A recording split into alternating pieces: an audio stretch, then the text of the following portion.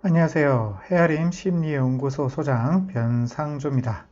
자, 지금 이 시간에는 회귀 분석과 이제 구조방정식 분석의 공통점과 차이점에 대해서 한번 이제 생각을 해볼 건데요. 이제 예를 들어서 이제 자존감이라는 독립 변인으로 행복감이라는 그 종속 변인을 예측할 수 있는지를 알아본다고 가정합시다. 자, 지금 이제 자존감을 이렇게 세 문항으로 측정을 하고 있고, 행복감을 Y1, Y2, Y3 이렇게 세 문항으로 측정하고 있습니다. 자, 그러면 이제 이 X1, X2, X3을 관찰 변인 Y1, Y2, Y3을 이제 이거 역시 관찰 변인입니다. 그리고 이제 이 관찰 변인이 의미하는 말은 실제로 이제 관측된 변인이라는 뜻이죠.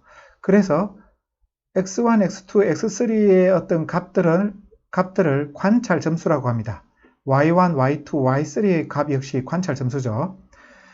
자, 그러면 이제 그 회귀 분석과 구조방정식 분석은 둘 다 이제 독립 변인으로 종속 변인의 변화를 이제 예측할 수 있는지 보려고 하는 거예요. 그러니까 자존감이 행복감의 변화를 이제 예측을 할 수 있는지 이제 보는 건데요. 자, 여기 그림에 여기 나와 있다시피 자존감이 행복감에 미치는 영향, 이걸 이제 이 화살표 위에 있는 이 B를 이제 그 회귀계수라고 보시면 됩니다. 역시 여기 자존감과 행복감에 여기 있는 회귀계수, 이것도 이제 이 역시 회귀계수죠. 자, 이 회귀계수가 통계적으로 유의하면 이제 독립변인으로 종속변인을 예측할 수 있다고 볼 수 있습니다. 자, 그런데 그렇다면 이제 회귀 분석과 구조방정식이 둘 다 연구 목적은 동일하다는 걸 우리가 알 수가 있죠. 즉, 자존감으로 행복감을 예측할 수 있느냐? 이게 연구 문제, 이 연구 문제가 서로 동일한 거죠. 그렇다면 차이점은 무엇이냐? 이제 여러 가지 차이점이 있을 수가 있는데, 이번에는 그냥 가장 큰 차이점 하나를 갖고 이제 이야기를 하려고 합니다. 그 차이점은 관찰 변인, 이 관찰 변인을 사용하는 방식에 있어서 이제 큰 차이점이 있다고 볼 수가 있습니다. 자, 회귀 분석을 할 때 이 자존감의 점수, 이 행복감의 점수, 이 점수로 이제 관계를 보려고 하는데, 과연 이 자존감의 점수를 어떻게 구할 것이냐? 이것은 이 X1, X2, X3의 그 값들의 합을 평균을 구한 것이죠. 즉, 이 세 문항의 평균값이 이 자리에 들어가는 거고, 이 Y문항 3개의 평균값이 이 자리에 들어가는 것입니다. 즉, 회귀 분석은 관찰 변인의 평균값을 사용하는 거죠. 그리고 이 회귀 분석에서는 관찰 변인의 평균값이 그 응답자의 자존감 정도를 보여준다고 이제 가정을 하는 겁니다. 그런데 관찰 변인의 평균값을 응답자의 자존감 점수로 보면서 이제 변인 간의 관계를 예측할 때 문제점이 있습니다. 이제 어떤 문제점이냐면, 우리가 이제 검사를 할 때 측정 오차 요인이 응답자의 어떤 점수에 영향을 미칩니다. 측정 오차 요인이란 검사를 할 때 어떤 응답자가 자신의 정확한 점수를 보고하지 못하도록 방해하는 원인들을 의미합니다. 예를 들어 A라는 사람이 있다고 합시다. 이 A라는 사람이 제대로 검사를 했다면 자존감이 이제 4점으로 나와야 하는데, 그런데 이제 여러 가지 이유로, 예를 들어서 뭐 컨디션이 나빴다거나 그날 뭐 기분이 좋지 않은 일이 있었다든가 등등 여러 가지 이유로 인해서 A가 검사를 할 때 자신의 자존감을 2점으로 보고를 할 수가 있는 겁니다. 컨디션 난조, 뭐 불쾌한 사건이 이제 검사 점수에 이렇게 영향을 미치는데, 이런 경우 이제 측정 오차 요인이 영향을 미쳤다고 말합니다. 여기서 우리는 이제 진점수와 관찰 점수를 좀 구별해서 생각해 볼 필요가 있어요. A라는 사람이 이제 제대로 검사를 했다면 그때 자존감이 이제 4점으로 나올 거라고 했죠. 자, 이때의 4점을 우리는 이제 진점수라고 부르겠습니다. 여기서 진점수의 의미는 뭔가 참되다라는 그런 뜻이 아니라 측정 오차가 없을 경우 점수를 의미하는 용어입니다. 그리고 그 응답자가 이제 실제 검사에서 받은 점수, 그게 2점이라고 했을 때 이 2점을 관찰 점수라고 합시다. 이 관찰 점수 2점은 측정 오차 요인의 영향을 받아서 나타나는 점수인 거죠. 자, 그렇다면 이제 이 X1, X2, X3, 이 관찰 변인의 이 점수들은 다 측정 오차 요인의 영향을 받아서 나타나는 점수인 거예요.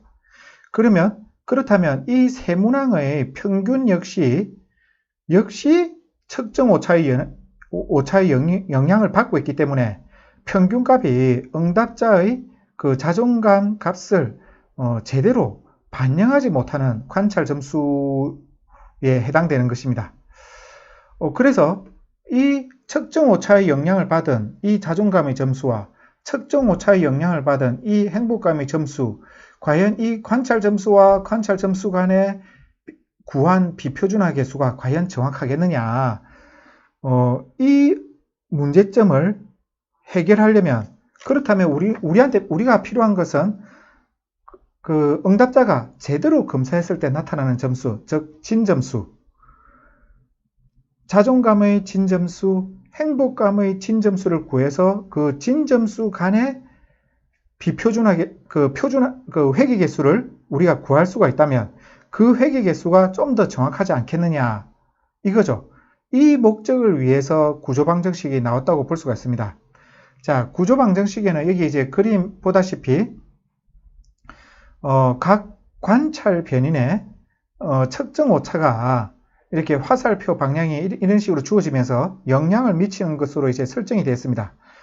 이렇게 하면 이 관찰 점수의 값들에서 측정 오차 요인을 영향을 통제한 상태의 그 진점수 값을, 이 진점수 값을 얻을 수가 있는데, 이 진점수 값이 이 자존감이라는 동그라미 변수, 이걸 이제 잠재 변수라고 하는데요. 이 진점수가 이 동그라미 잠재 변수 자리에 들어간다고 그냥 좀 비유적으로 상상을 하면 좋겠습니다. 즉, 응답자가 제대로 검사했을 때 나타날 수 있는 검사 점수가 이제 구해지는 거죠. 그 진점수가 이 자존감 자리에 들어가고, 그러면 또 행복감의 진점수가 이 자리에 들어간다면, 이 자존감, 이 진점수와 이 진점수 간의 이 회귀계수가 보다 정확한 회귀계수가 아니겠느냐, 이거죠. 자, 그런데 제가 이 진점수가 이 동그라미 변수에 들어간다고 말을 해서 진짜 진점수가 이 자리에 들어가는 건 아닙니다. 단지 이해의 어떤 편리를 위한 비유적인 설명이었던 거예요. 이제 실제 구조방정식에서는 응답자 개인의 어떤 진점수를 일일이 이제 구하지는 못하거든요. 구조방정식에서는 이제 분산과 공분산을 이용해서 그 회귀계수를 이제 추정을 하게 됩니다. 그런데 우리가 이제 그 구조방정식과 회귀분석의 어떤 차이점을 이제 우리가 이해하기 위해서는 이 자리에 진점수가 들어가구나, 이 자리에 진점수가 들어가구나, 이 자리에 진점수가 들어갈 수 있는 이유는 각 측정 변수에서 이 관찰 점수에서 측정 오차의 영향을 통제했기 때문에 가능한 일이라는 것이죠. 자, 그런데 이제 위에서 회귀 분석을 봤을 때는 측정 오차의 영향을 통제하는 게 없었어요. 근데 구조방정식에서는 이 측정 오차의 영향을 통제한 거죠. 자, 측정 오차의 영향을 통제할 수 없었고, 여기서는 할 수 있었던 것입니다. 이것이 이제 가장 큰 차이점인 거죠. 측정 오차의 영향을 통제함으로써 진점수와 진점수의 어떤 관계를 추정할 수 있게 되었다. 그래서 구조방정식이 보다 더 정확한 회귀계수를 얻을 수 있다라는 이런 장점을 이제 그 구조방정식이 갖고 있는 것이죠. 자, 이것으로 회귀분석과 구조방정식 분석의 차이점에 대해서 한번 생각을 해보았습니다. 예, 이것으로 마치도록 하겠습니다.